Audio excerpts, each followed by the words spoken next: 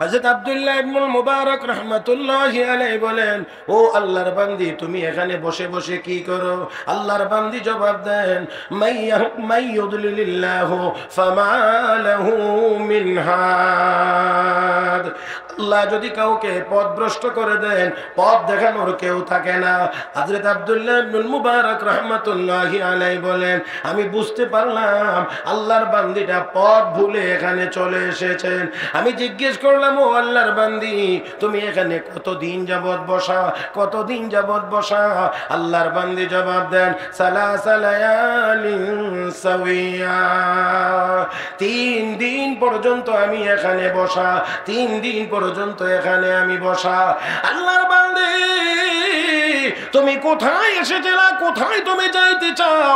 আল্লাহর বান্দি এবার জবাব দিয়ে কয়, ও আল্লাহ, এবার জবাব দিয়ে দিতে গিয়ে কোরআনের আরেক আয়াত তিলাওয়াত করলেন, সুবহানাল্লাযী আসরা বিআবদিহি লাইলাম মিনাল মাসজিদিল হারাম ইলাল মাসজিদিল আকসা। আমি বুঝতে পারলাম আল্লাহর বান্দি হজের জন্য এসেছিলেন। বাড়ি তার বাইতুল মুকাদ্দাস এলাকায়, মসজিদে আকসার এলাকায় হলো তার বাড়ি। আমি বললাম, ও আল্লাহর বান্দি, 3 দিন পর্যন্ত তুমি এখানে বসা, তোমার কাছে তো কোনো খাবার দেখা যায় না, কোনো পানীয় বস্তু দেখা যায় না, খাও কি, পান করো কি?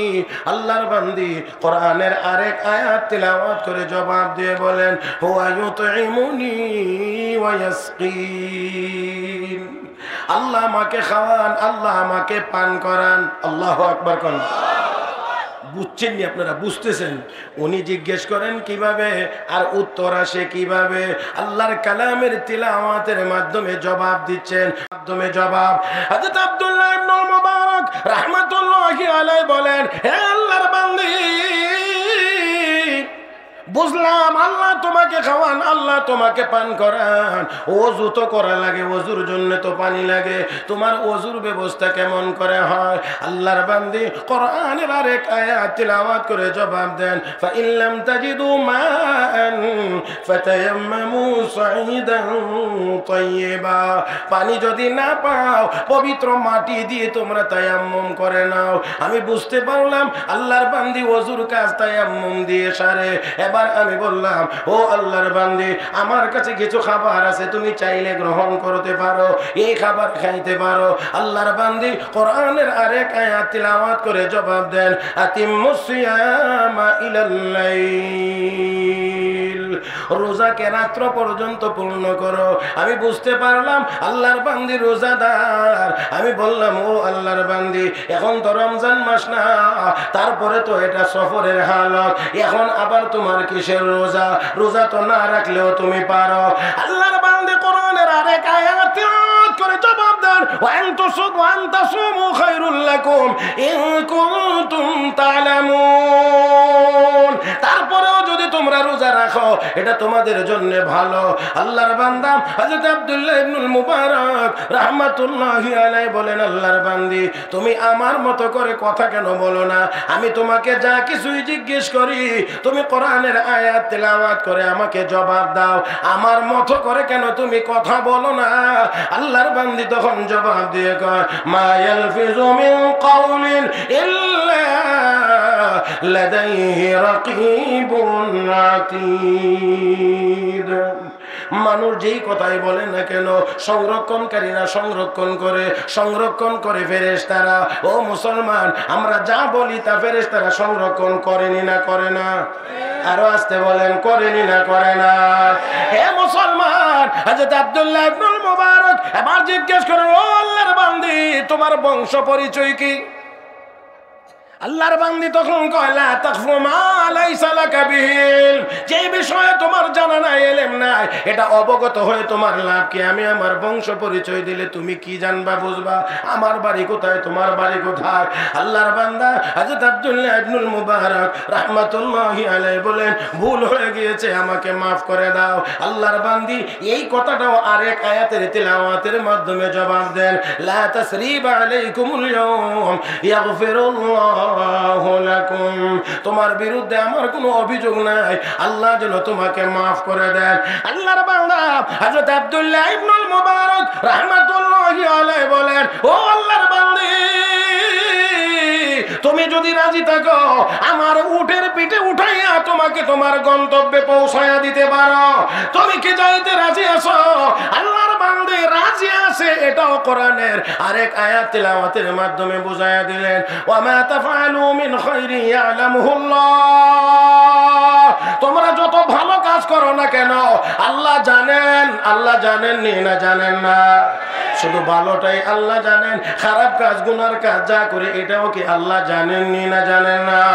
হে মুসলমান, হযরত আব্দুল্লাহ ইবনুল মুবারক রাহমাতুল্লাহি আলাইহি বলেন, এবার আমি উট কাছে নিয়ে আসলাম, বসায়া দিলাম, আর আল্লাহর বান্দীকে বললাম, ও আল্লাহর বান্দী, এবার তুমি উটের পিঠে সওয়ার হয়ে যাও, উটের পিঠে তুমি উঠে যাও। কিন্তু উটের পিঠে উঠবার আগেই আল্লাহর বান্দী আমাকে আগেই সতর্ক করে বলছেন, সতর্ক করেছেন কোরআনের আরেক আয়াত তিলাওয়াত করে, কুল্লিল মুমিনিন ইয়াগুদ্দু মিন আবসারিহিম, নবী গো আপনি আপনার পুরুষ উম্মতদেরকে বলে দিন তারা যেন দৃষ্টিকে নিচের দিকে রাখে।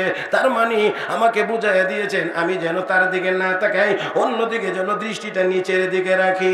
আমি নিচের দিকে তাকাইলাম, এবার উটের পিঠে সওয়ার হইতে গিয়ে উট মেজাজ গরম করে একটু দৌড় মারছে। আল্লাহর বান্দীটা পরে একটু ব্যথা পেয়েছে, কাপড়টা একটু ছিঁড়ে গিয়েছে। আমি বললাম আপনি একটু অপেক্ষা করেন, হায় হায় উঠে এটা কি কাজ করলো, আপনি একটু কষ্ট পেয়েছেন, মাফ করে দিবেন। আল্লাহর বান্দী কোরআনের আরেক আয়াত তেলাওয়াত করে জবাব দেন, মা আসাবা মিন মুসিবাতিন ফাবিমা কাসাবাত আইদিকুম, তোমরা যে বিপদে আপদে পড়ো এটা তোমাদের হাতের কামাই। আমি বললাম আল্লাহর বান্দী একটু সময় অপেক্ষা করেন, আমি উটটাকে আবার নিয়ে আসছি, শক্ত করে বেঁধে দেব। এবার আমি উট নিয়ে আসলাম, শক্ত করে বেঁধে দিলাম, বসায়া দিলাম। আল্লাহর বান্দী উটের পিঠে সওয়ার হইলেন, আমিও হইলাম। উট এবার দাঁড়াইলে আল্লাহর বান্দী এবার তিলাওয়াত করেছেন, দোয়া পড়ছেন, সুবহানাল্লাযী সাখখারা লানা হাযা ওয়া মা কুন্না লাহু মুকরিনিন ওয়া ইন্না ইলা রাব্বিনা লামুনকালিবুন। দোয়া পড়ছে, আমি এবার উট চালাইতে শুরু করলাম। উট চালাইতে গিয়ে আমি জোরে জোরে চিক মারি, জোরে জোরে চিক দিলে উট দ্রুত গতিতে চলে, উট দ্রুত গতিতে চলে, আর অত্যন্ত দ্রুত গতিতে চালাইলাম, জোরে জোরে চিক মারি। আল্লাহর বান্দী আমাকে পিছন থেকে সতর্ক করতে গিয়ে কোরআনের এক আয়াত তিলাওয়াত করেন, ওয়াকসিদ ফি মাশিক ওয়াগদুদ মিন সাউতিক ইন্না আনকারাল আসওয়াতি লাসাউতুল হামির। আল্লাহু আকবার কর। واقصد في مشيك واغضض من صوتك إن أنكر الأصوات لصوت الحمير। গতি কমাও, এত বড় বড় চিৎকার করবে না, কারণ এত বড় বড় চিৎকার এটা গাদার আওয়াজ, আর নিকৃষ্ট আওয়াজ হলো গাদার আওয়াজ, বড় কর্কশ আওয়াজ। আল্লাহর বান্দা হযরত আব্দুল্লাহ ইবনুল মুবারক রাহমাতুল্লাহি আলাইহি বলেন, এবার আমি চিৎ বন্ধ করলাম, গতিও কমায়া দিলাম, এবার স্বাভাবিক গতিতে চলছে। তবে আমি গুনগুন গুনগুন করে শের পড়তে আসি, কবিতা পড়তে আসি। এমনি আল্লাহর বান্দী আমাকে পিছন দিক থেকে লক্ষ্য করে বলছেন, সতর্ক করে বলছেন, ফাকরাউ মা তায়াসসারা মিনাল কুরআন। কবিতা পড়ে কি লাভ? কবিতার মধ্যে তো কোনো সওয়াব নাই। কোরআন যা জানো সেখান থেকে একটু তিলাওয়াত করো। আমি বড় আশ্চর্য হইলাম, আর আল্লাহর বান্দাকে লক্ষ্য করে বললাম, রে আল্লাহর বান্দী, তুমি তো বড় নেককার, বড় পুণ্যবতী মহিলা, বড় সৌভাগ্যবান মহিলা। আল্লাহর বান্দী প্রতিক্রিয়া ব্যক্ত করে বলেন, ওয়া মা ইয়াযাক্কারু ইল্লা উলুল আলবাব, কেবল জ্ঞানবান বুদ্ধিমান যারা তারাই তা থেকে নসিহত গ্রহণ করে। ও মুসলমান, আমি আবার নিয়ত করলাম, আমি আবার জিজ্ঞেস করলাম, ও আল্লাহর বান্দী, তোমার কোনো স্বামী আছে কি? আল্লাহর বান্দী কোরআনের আরেক আয়াতের তিলাওয়াতের মাধ্যমে আমাকে জবাব দেন, লা তাসআলু আন আশিয়া ইন তুবদা লাকুম তাসুকুম।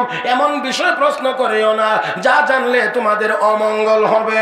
আমি আবার নিয়ত করলাম আর কোনো কথাই বলবো না যতক্ষণ পর্যন্ত কাফেলা না পাইব। ওর চালাইতে লাগলাম, কাফেলার কাছাকাছি যখন গেলাম এবার আল্লাহর বান্দীকে জিজ্ঞেস করলাম, ও আল্লাহর বান্দী, কাফেলা দেখা যায়, এখানে তোমার কে আছে, আত্মীয় স্বজন কে আছে? আল্লাহর বান্দী কোরআনের আয়াত তিলাওয়াত করে জবাব দিয়ে বলেন, আল মালু ওয়াল বানুন জিনাতুল হায়াতিদ দুনিয়া। সন্তান সন্ততি, টাকা পয়সা, দুনিয়ার সৌন্দর্য। আমি বুঝতে পারলাম এই কাফেলার ভিতরে আল্লাহর বান্দীর সন্তানেরা আছে। আমি জিজ্ঞেস করলাম, তোমার সন্তানেরা কি কাজ করে, কি দায়িত্ব পালন করে? আল্লাহর বান্দী কোরআনের আরেক আয়াত তিলাওয়াত করে জবাব দিয়ে বলেন, ওয়া আলামাতি ওয়া বিন নাজমি হুম ইয়াহতাদুন। আলামত, নিদর্শন এবং আকাশের তারকার মাধ্যমে পথ দেখায়। আমি বুঝতে পারলাম তার ছেলেরা রাহবার কাছাকাছি চলে গেলাম। এবার জিজ্ঞেস করলাম, ও আল্লাহর বান্দী, তোমার ছেলেদের কি নাম? কি নাম নিয়ে আমি ডাক দেব? আল্লাহর বান্দী বলেন, আত্তাখাযাল্লাহু ইব্রাহিমা খলিলা ওয়া কাল্লামাল্লাহু মূসা তাকলিমা ইয়া ইয়াহইয়া খুযিল কিতাবা বিকুওয়া। আমি বুঝতে পারলাম আল্লাহর বান্দীর তিনজন ছেলে আছে। একজনের নাম ইব্রাহিম, একজনের নাম মূসা, আর একজনের নাম ইয়াহইয়া। আমি আবার কাফেলার নিকটে যাইয়া ডাক দিলাম, ইয়া ইব্রাহিম, ইয়া মূসা, ইয়া ইয়াহইয়া। ডাক দেওয়া মাত্রই পূর্ণিমার চাঁদের মতো উজ্জ্বল চেহারাওয়ালা তিনজন যুবক আমার সামনে হাজির। আমি দেখাইয়া দিলে মহিলাকে, তারা তাদের মাকে রিসিভ করেছে, গ্রহণ করেছে। এবার একসাথে হওয়ার পরে আল্লাহর বান্দী তার ছেলেদেরকে লক্ষ্য করে বলেন, ফাবাসু আহাদাকুম বিওয়ারকিকুম হাযিহি ইলাল মাদিনা ফালইয়ানজুর আইয়ুহা আযকা তাআমা ফালইয়াতিকুম বিরিজকিম মিন। একজনকে টাকা দিয়ে বাজারে পাঠাও কিছু হালাল খাবার নিয়ে আসার জন্য। আল্লাহর বান্দী কথা বললে এবার একজন টাকা নিয়ে চলে গেছে, বাজার থেকে কিছু খাবার আমার নিয়ে এসেছে। আল্লাহর বান্দী পর্দার ভিতর থেকে আমার সামনে সুন্দর করে পরিবেশন করে, অতঃপর আমাকে বলতে আছে, কুলু ওয়াশরাবু হানিআম বিমা আসলাফতুম ফিল আইয়ামিল খালিয়া। মানে এত কষ্ট করেছেন, এত পরিশ্রম করেছেন, এবার কিছু খাবার গ্রহণ করেন। হযরত আব্দুল্লাহ ইবনুল মুবারক রাহমাতুল্লাহি আলাইহি বলেন, আমি এবার বায়না ধরলাম, যুবকদেরকে বললাম, ও যুবকেরা, ততক্ষণ পর্যন্ত আমি খাবো না যতক্ষণ পর্যন্ত মহিলার আসল হাকিকত আমার সামনে তোমরা খুলে বলবে না। এবার ডাক দে, হুজুর, এই মহিলাটা হলো আমাদের মা। যে দিন থেকে শুনতে পেরেছেন মানুষ যেই কথা বলে সেই কথাই লিপিবদ্ধ হয়, সওয়াবের কথা বললে সওয়াব আকারে লিপিবদ্ধ হয়, গুনার কথা বললে গুনাহ আকারে লিপিবদ্ধ হয়। ওই দিন থেকে আমাদের মা আজ পর্যন্ত 40 বছরের ভিতরে আল্লাহর কোরআনের আয়াত ছাড়া আর কোনো কথা বলেন না।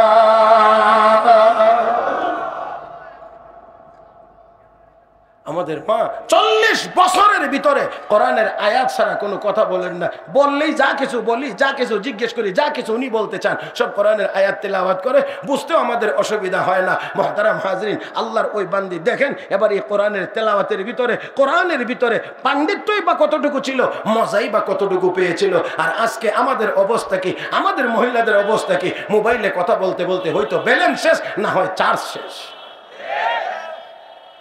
হাসার জন্য বলিনি।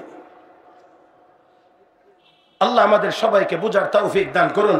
মুহতারাম হাজরিন, আমি যতটুকু টার্গেট ছিল আমার সময়ের, মনে হয় আমি আর একটু বেশি সময় নিয়ে ফেলেছি। আপনারা হয়তো একটু কষ্ট হয়ে গিয়ে থাকতে পারে, সেই জন্যে আমি আর কথা বাড়াইতে চাই না। শুধুমাত্র বলছিলাম কোরআনের আয়াতের অংশ। রব্বে করিম বলেন, ওয়া ইযা তুলিয়াত আলাইহিম আয়াতুহু যাদাতহুম ঈমানা। কোরআনের আয়াতের তেলাওয়াত হইলে, শুনলে, করলে ঈমানের পাওয়ার বাড়ে। আজকে আমাদের সব আছে, শুধু শক্তিশালী ঈমান নাই, ঈমানের পাওয়ার নাই। না হয় 200 কোটি মুসলমানের পৃথিবীতে আমাদের এত দুর্দশা হওয়ার কথা ছিল না। হ্যাঁ মুসলমান, আমি বলি ছাগল যত বেশি হোক না কেন, 1000 ছাগল মাঠে থাকলে একটা বাঘের হুঙ্কারের মোকাবেলা যেমন করতে পারে না, খাঁটি মুমিন যদি হয় একজন মুমিনের আল্লাহু আকবার আওয়াজের মোকাবেলা 1000 কাফের বেঈমান মিলেও করতে পারে না। তাই আসুন আমরা আমাদের ইমানটাকে শক্তিশালী করি, ইমানকে মজবুত করি। আর সেই ইমান মজবুতের জন্য যা যা লাগে তার মধ্যে একটা হলো কোরআনের তেলাওয়াত লাগে। আসুন আমরা নিজেরা তেলাওয়াত করি, নিজেদের ছেলে মেয়েদেরকে তেলাওয়াত শিখাই, ভবিষ্যৎ প্রজন্মটাকে কোরআনের তেলাওয়াতকারী হিসেবে আমরা গড়ে তোলার চেষ্টা করি। তাহলেই এই মুফতি মাহমুদ রহমতুল্লাহি আলাইহি এই তাফসিরুল কোরআন পরিষদ, এই কাজ, এই তাফসির আয়োজন তখনই সার্থক হবে, কোরআনের তাফসির তখনই সার্থক হবে যদি আমরা আমাদের প্রজন্মকে কোরআনের তেলাওয়াতে অভ্যস্ত করতে পারি।